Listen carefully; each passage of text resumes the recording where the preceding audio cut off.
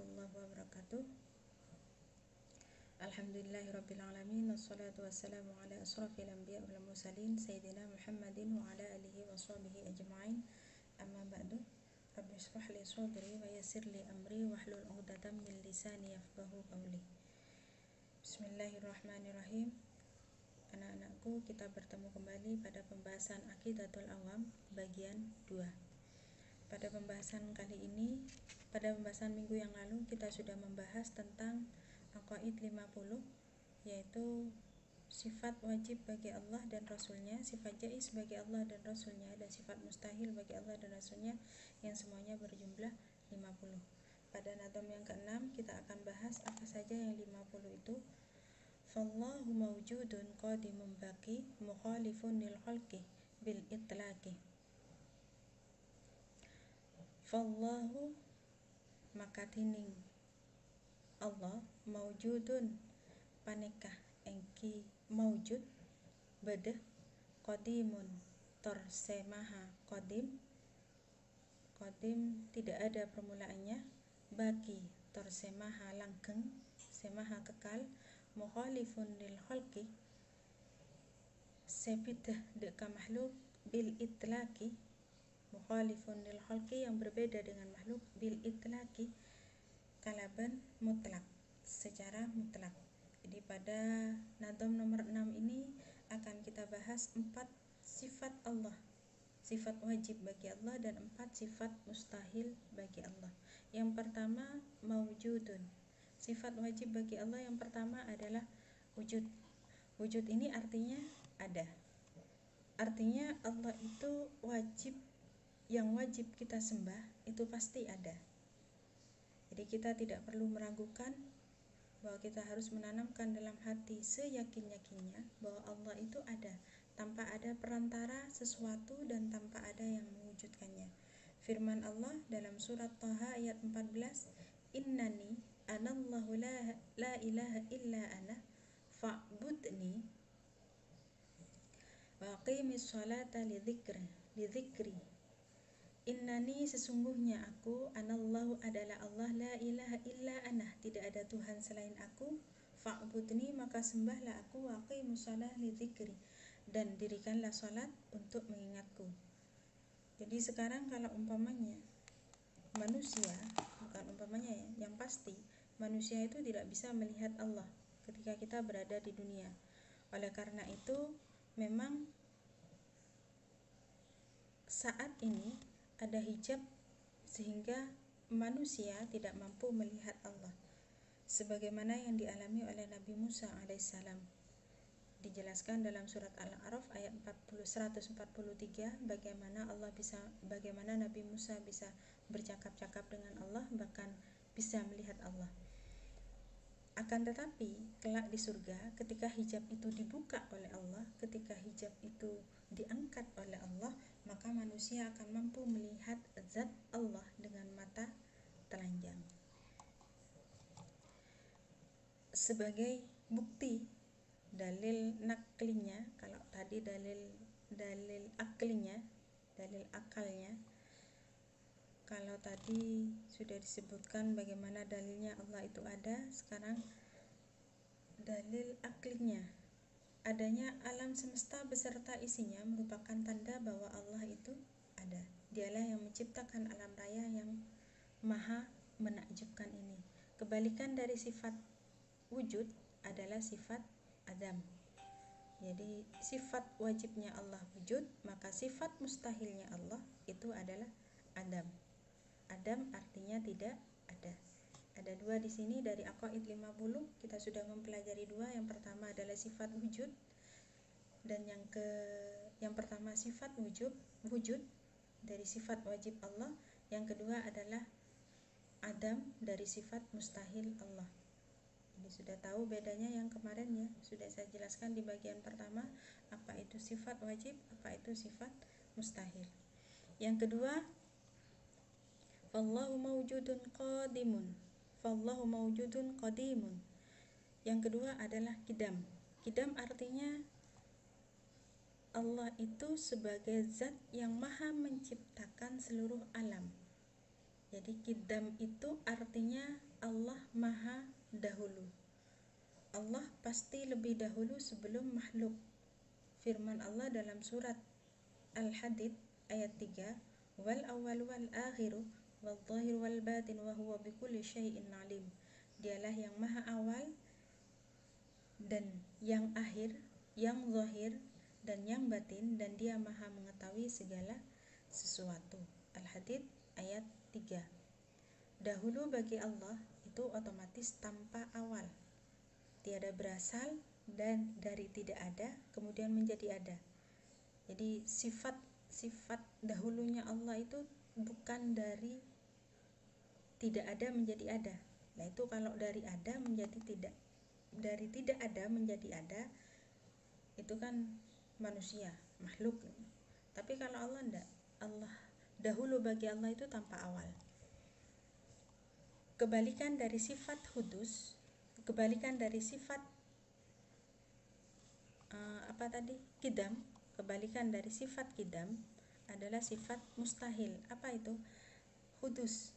Jadi mustahil bagi Allah bersifat hudus. Hudus ini artinya memiliki permulaan atau baru. Jadi mustahil bagi Allah itu bersifat baru atau memiliki permulaan. Sudah ada 4 ya dari aqaid yang 50. Yang pertama adalah wujud, yang kedua adalah kidam, mustahilnya adam, dan hudus. Selanjutnya yang nomor 3, baqa. Fallahu mawjudun qadimun baqi. Sifat baqa. Baqa ini langgeng, kekal. Jadi Allah itu senantiasa ada. Allah itu senantiasa kekal, tidak pernah mengalami kebinasaan dan tidak pernah mengalami kerusakan. Mustahil Allah itu binasa dan mustahil Allah itu rusak. Dalam firman Allah surat Ar-Rahman ayat 26 dan 27, kullu man 'alaiha fanin wa yabqi wajhu rabbika dzul jalali wal ikram. Semua yang ada di bumi itu akan binasa. Jadi semua yang ada di bumi itu akan binasa dan tetap kekal zat Tuhanmu yang mempunyai kebesaran dan kemuliaan. Jadi Allah itu zat yang maha mengatur alam semesta. Jadi kalau Allah maha pengatur, dia akan selalu ada selama-lamanya. Allah itu tidak akan pernah binasa untuk mengatur ciptaannya. Hanya kepada Allah seluruh kehidupan ini akan kembali.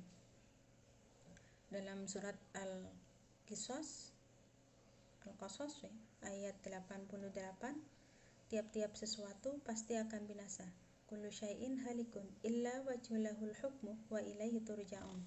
Kecuali Allah, baginyalah segala penentuan dan hanya kepada-Nyalah kamu akan dikembalikan. Lalu yang selanjutnya sifat mustahil dari baqa. Tadi sifat wajibnya adalah baqa, kekal. Maka sifat mustahil bagi Allah adalah fana. Jadi mustahil bagi Allah bersifat tidak kekal. Jadi wajibnya baqa, mustahilnya fana. Wajibnya wujud, mustahilnya adam. Wajibnya kidam, mustahilnya hudus. Yang keempat, mukhalifun lil khalqi. Yang keempat adalah mukhallafatu lil hawadisi, bahwa Allah itu berbeda dengan makhluk. Itu pasti ya. Jadi Allah pasti berbeda dengan sesuatu yang baru. Artinya Allah itu berbeda dengan makhluk apapun. Perbedaan Allah dengan makhluk itu mencakup segala hal, baik itu sifat, zat maupun perbuatannya.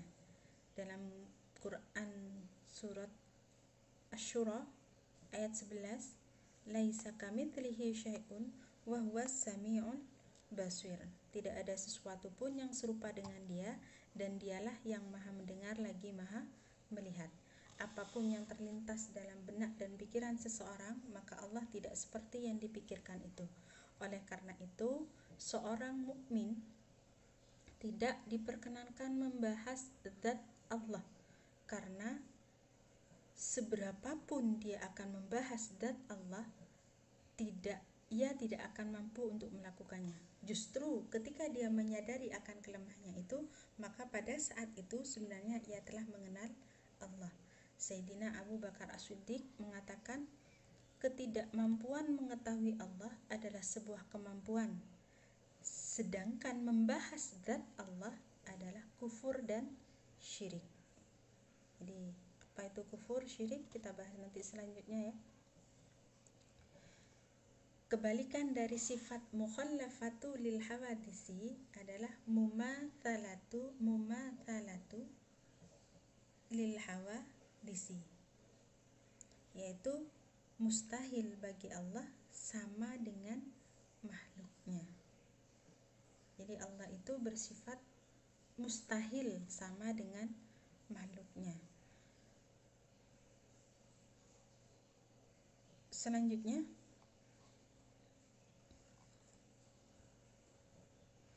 wa qaimun ghani wa wahidun wa hayyun qadir muridun alimun bi kulli syai'.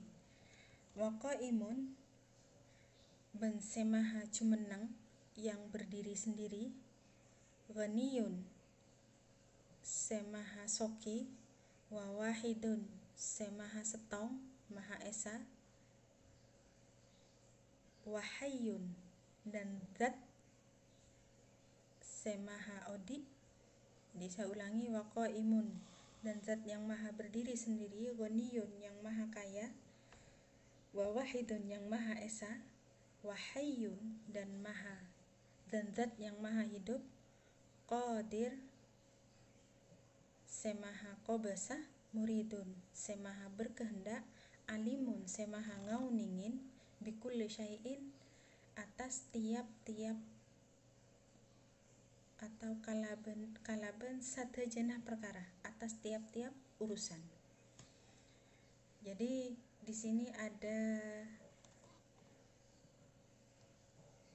1, 2, 3, 4, 5, 6, ada 6 sifat yang akan kita bahas. Ini yang tadi sudah 4, berarti yang nomor 5. Berarti kalau 4 kita sudah membahas 8 ya. 4 sifat wajib dengan 4 sifat mustahil. Sekarang kita menginjak pada sifat nomor 5. Kita lanjutkan pada sifat nomor 5. Sifat nomor 5, qaimun, berdiri sendiri. Sifat nomor 5 ini qiyamuhu binafsihi. Jadi sifat yang nomor 5 tadi yang pertama wujud, qidam, baqa, mukhallafatu lil hawadisi. Maka sifat yang kelima adalah qiyamuhu binafsihi. Artinya Allah itu berdiri sendiri, berbeda dengan makhluk yang masih membutuhkan sesuatu yang lain di luar dirinya. Jadi Allah itu berdiri sendiri, tidak butuh apapun juga. Kalau kita hidup butuh makan, kita mau berdiri masih butuh kaki untuk berdiri, kita masih butuh istirahat untuk lebih sehat, masih butuh semua banyak kebutuhan kalau manusia. Tapi Allah tidak. Allah itu tidak membutuhkan sesuatu di luar dirinya. Jadi Allah tidak butuh terhadap sesuatu apapun. Allah tidak butuh tempat, Allah tidak butuh zat yang menciptakan, sesuai dengan firman Allah dalam surat Al-Ankabut ayat 6, innallaha ghaniyun 'anil alamin. Sungguhnya Allah itu benar-benar maha kaya, tidak memerlukan sesuatu dari alam semesta ini. Sama ketika kita punya kewajiban waqimis shalah lidzikrillah, kita diwajibkan untuk melaksanakan sholat, tapi sebenarnya Allah tidak butuh dengan sholat itu. Jadi kita sholat ataupun tidak sholat, kita beribadah ataupun tidak beribadah, kita berbuat kebaikan ataupun kita berbuat sebaliknya, Allah itu tidak butuh dengan itu. Jadi sebenarnya segala perbuatan yang kita lakukan di dunia itu akan kembali kepada diri kita sendiri.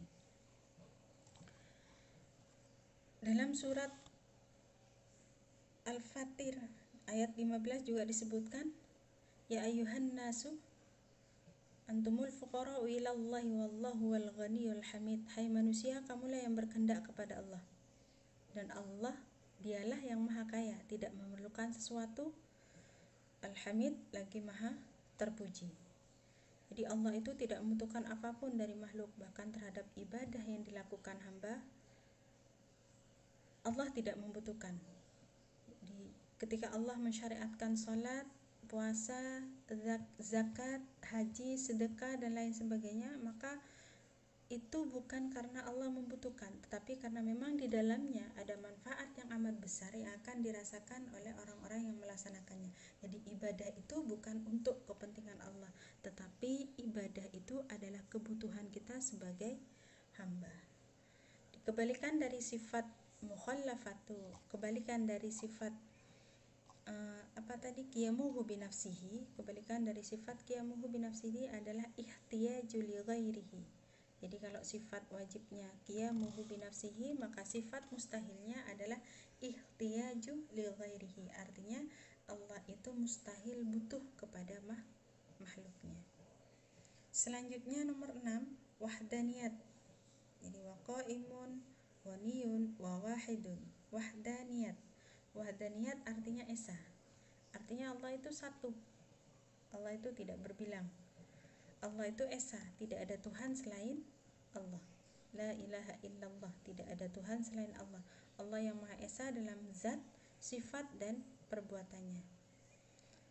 Dalam surat Al-Anbiya disebutkan bahwa sesungguhnya yang diwahyukan kepadaku adalah bahwasanya Tuhanmu adalah Tuhan yang esa, maka hendaklah kamu berserah diri. Qul innama yuha ilayya annama ilahukum ilahu wahid fahal antum muslimun, maka hendaklah kamu berserah diri hanya kepada Allah. Satu dalam zat artinya bahwasanya zat Allah itu satu. Zat Allah itu tidak tersusun dari beberapa unsur atau anggota badan. Tidak ada satupun zat yang menyamai zatnya Allah. Satu dalam sifat artinya bahwa sifat Allah itu tidak terdiri dari dua sifat yang sama, dan tidak ada sesuatu pun yang menyamai sifatnya Allah. Satu dalam perbuatan, jadi esa dalam zat, esa dalam sifat, dan esa dalam perbuatan. Satu dalam perbuatan artinya bahwa Allah itu memiliki perbuatan. Tidak ada satu pun yang menyamai perbuatan Allah. Jadi sifat yang mustahil, kebalikannya. Kalau tadi wahdaniyat, esa, maka kebalikan dari sifat wahdaniyat adalah ta'addud. Ta'addud bahwa mustahil bagi Allah bersifat berbilang. Jadi Allah itu mustahil berbilangan. Allah itu esa. Jadi kebalikannya dari esa adalah ta'addud. Yang ketujuh, kudrat. Jadi yang ketujuh, qadir, yang artinya kudrat. Allah itu maha kuasa.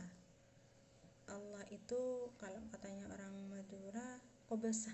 Allah itu maha qobasah. Allah itu maha kuasa. Artinya Allah maha kuasa dengan kekuasaan yang tidak ada batasnya. Kalau setinggi-tingginya jabatan manusia di muka bumi ini, itu masih ada batasannya. Apapun itu, presiden atau perdana menteri atau raja atau apapun itu, ketika itu kekuasaan manusia, maka masih berbatas. Presiden sebatas negara itu. Jadi di luar negara dia sudah tidak punya kekuasaan. Tapi beda dengan sifat kudrat Allah. Sifat kudrat Allah itu adalah sifat maha kuasa Allah dengan kekuasaan yang tidak berbatas. Kuasaan Allah meliputi terhadap segala sesuatu yang ada di muka bumi. Kuasa untuk mewujudkan dan kuasa untuk meniadakan segala sesuatu sesuai dengan kehendak Allah. Dalam firman-Nya Quran surat Al-Hasyr ayat 6, wallahu ala kulli syai'in qadir. Dan Allah maha kuasa atas segala sesuatu. Jadi sifat kudrat Allah tidak ada batasnya. Kebalikannya ajzun.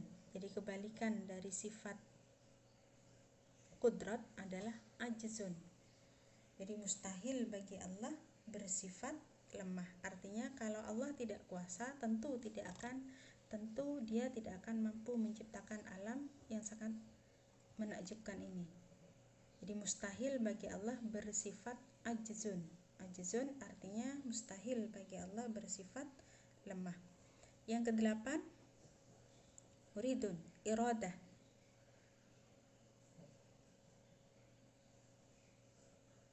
Maha berkehendak. Jadi Allah itu berkehendak dan tidak seorang pun yang mampu menahan kehendak Allah. Jadi tidak ada makhluk apapun di dunia ini yang mampu melawan kehendak Allah, dan segala yang terjadi di dunia berjalan sesuai dengan kehendak Allah Subhanahu wa taala. Dalam surat Al-Fat ayat 11, maka siapakah gerangan yang dapat menghalang-halangi kehendak Allah jika dia menghendaki kemudaratan bagimu atau jika dia menghendaki manfaat bagimu? Sebenarnya Allah Maha mengetahui apa yang kamu kerjakan. Dalam surat Yasin Allah juga berfirman, innama amruhu idza arada syai'an ayyaqula lahu kun fayakun. Sesungguhnya perintahnya apabila dia menghendaki sesuatu hanya dengan berkata kun, jadilah, fayakun, maka akan terjadi. Jadi lawan dari sifat iradahnya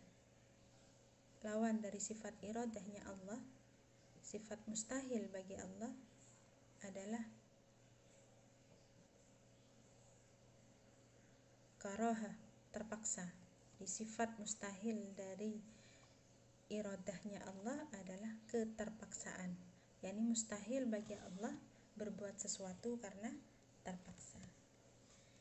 Yang kesembilan, alimun bikulli syai'in, maha mengetahui atas segala sesuatu perkara apapun itu.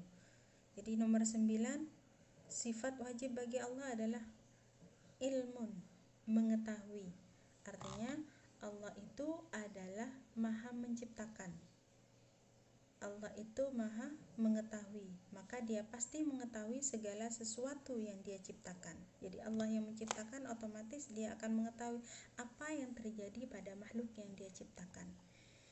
Allah mengetahui dengan jelas akan semua perkara yang jelas tampak ataupun yang samar, tanpa ada perbedaan antara keduanya.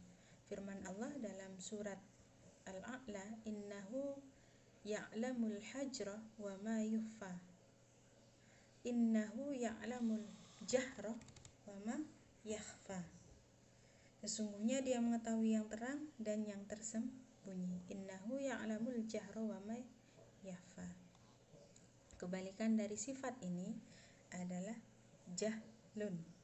Jahlun artinya bodoh. Jadi tidak mungkin Allah bersifat bodoh. Lalu yang ke-10, hayat. Allah itu maha hidup dan hidup Allah adalah kehidupan yang abadi.